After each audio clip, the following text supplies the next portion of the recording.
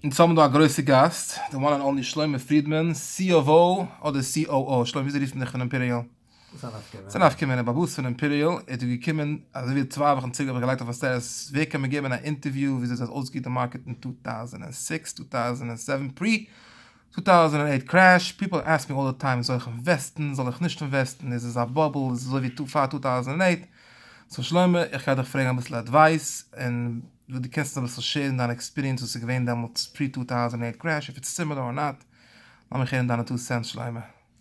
So 2006, the market crashed. It was very different. 2004, 2005 was very different than it is today. Ja, beide, de Preise sind aufgegangen sehr schnell. Aber the Sibis, warum ist es aufgegangen, sind ganz anders damals wie heute. In 2004, 2005, the loans, and again, almost false loans. It was, they gave you 100% financing, no documentation. Anybody had access to money. And when people have easy money, they deal with it irresponsibly. Today, the loans are So heißt, Menschen haben gekauft properties, people bought properties and they wanted to flip it and man got ganz te geschboines and by the end I'll get to that. But the first thing is, the difference between then and today is the money was almost free money. It wasn't their money and they didn't have to think twice and they took risks that people are not taking today because it's real money, it's real financing. The bank wants to see today's in a days legitimate way how it's where it's going, what the valuation is, what the income is. So that's very different. The banks zijn een zacht streng gehandeld. Dat zijn normaal, dan moet zijn niet normaal. Got it. Okay, that's the first difference. And the second difference is that people bought not because they needed the property and not because it made sense with the income and natural growth. They bought it and they betted the market that as it went up till now, it's going to go up with the same percentage and even more. And they just, even if they weren't able to close on the property, they would buy it just that they're going to flip it. And when that happens, that's very dangerous because that creates was men rieft a bubble. Deze zaken zijn anders hand. The financing is echte financing. In most of the homeowners are end users, and even if they're investors, they're investing like normal investors invest in a market that either is going to go against inflation because it's property, or because the supply-demand ratio is going to become tighter as the place becomes more populated and becomes more in demand. That's normal real estate investment, and that's fine. Now, that being said, anytime properties go up in price or anything, you always you always have a higher risk that things are going to change. And that could happen. But anybody that's going to tell you today what's going to happen tomorrow is a liar. They don't know. Long term, for sure not.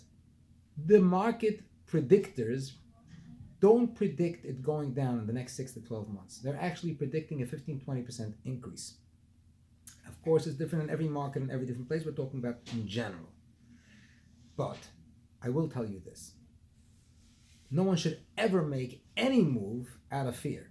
Don't ever buy a property because you're afraid it's going to go up in price tomorrow. Buy a property if you need it, if you need a little. If the numbers make sense. And if you can't afford it, don't buy it out of fear that you won't be able to afford it even worse tomorrow. That's not a smart move to do. Even for end users? Absolutely. Of course, a person should stretch themselves out of their comfort zone, but that has to be done responsibly. There can be Sachen that don't make sense just because that's not a reason to buy, and especially when it comes to investors.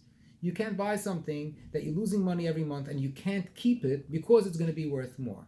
You have to take in consideration that even in the worst case scenario that prices will go down, you'll be able to afford keeping this property. And if you can, if the rent is high enough and the covers. Correct. And if you can, and it makes sense, then definitely go ahead and buy it. Yes, they predict that it's still going to go up. And you know what? I'll tell you what I once heard from Sidney Krupnik. I met him in the township. That's back in 2008, 2009. I said, Sidney, what's going to be with the market? So let me ask you something. The hospital in Lakewood, they're still full babies? We're good. Okay.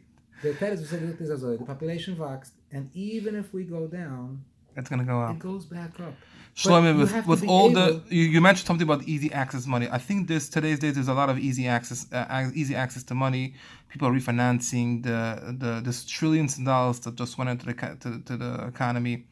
So it's not like it's pre-29. I mean, after COVID, there's a lot of money in the economy. So do you think that that's going to be an effect on the economy once this money? Absolutely, yes. Absolutely yes. Yes, there is a lot of money that wasn't in the market before, and it will come back to haunt us one day, no doubt.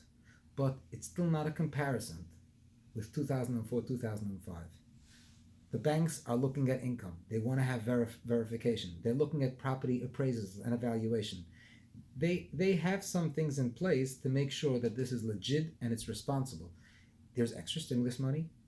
People got PPP loans. There's SBA loans that are special for COVID for businesses that people took out monies and they have extra money and they're putting it into the market and there's a certain percentage that has increased because of that. But most of that hasn't. And there is a fear that this will come back to haunt us, and I believe that it will. That being said, nobody has to get scared that the market is going to crash tomorrow, and nobody should do things that are irresponsible, even if it won't. Fine. Shkoyach Shlomo, let me have all these things to machen, Geld, and everything should work out the best.